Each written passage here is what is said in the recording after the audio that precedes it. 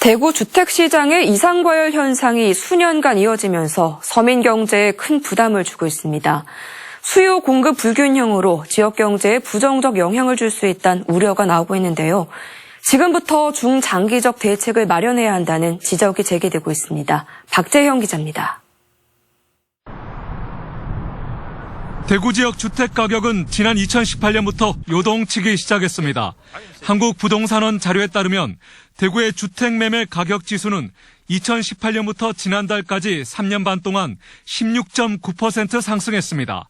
같은 기간 전국 평균 상승률 10.3%, 지방 광역시 평균 상승률 12.3%보다 가파른 상승폭입니다. 지난달 기준 대구 지역 주택 평균 매매 가격은 3억 3,600만 원으로 지방 광역시 가운데 대전에 이어 가장 높았습니다. 정부에서 대책을 내놓으면서도 대구 쪽에서도 그런 투기 가열주거나 큰 의미를 발휘 못하는 그런 상황으로 시장에서는 가격이 많이 올랐죠. 집값 상승세 영향으로 전세와 월세 가격도 함께 오르고 있습니다.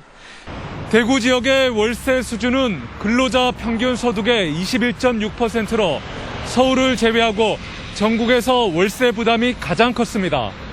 소득은 늘지 않는데 집값만 급등하니 서민들의 내 집 마련 부담만 커졌습니다. 대구 지역의 가계 소득 대비 주택 가격 비율은 지난해 기준 5.9배로 세종과 서울에 이어 전국에서 세 번째로 높았습니다. 집을 마련하는 데 걸린 시간은 10년에서 15년 또는 15년 이상 걸린 가구 비중이 지방 광역시 가운데 가장 높았습니다. 무섭게 치솟던 대구 주택시장은 지난해 말 대구 전 지역이 조정 대상 지역으로 지정됐습니다. 이후 투기 수요가 차단되고 공급이 늘면서 한풀 꺾인 모습입니다. 최근에 들으면서 어떤 금융이나 또 지역의 어떤 규제 등에 따라서 소비 심리가 위축되면서 시장 전반적으로 수요는 감소하는 데 반면 공급이 증가하면서 어떤 가격은 조정 국면으로 들어갈 것으로 보여집니다. 하지만 최근 수년간 이어진 이상 과열 현상으로 서민 경제는 큰 부담을 떠안고 있습니다. 단기적으로는 수급 불균형으로 인한 주택시장 가격 변동성 확대 우려가 서민 피해로 이어지지 않도록 대비가 필요합니다. 중장기적으로 서민의 내 집 마련 부담을 덜려면 중소형 주택 공급을 확대하고 지방 광역시 가운데 가장 저조한 임대주택 공급도 늘려야 할 것으로 보입니다.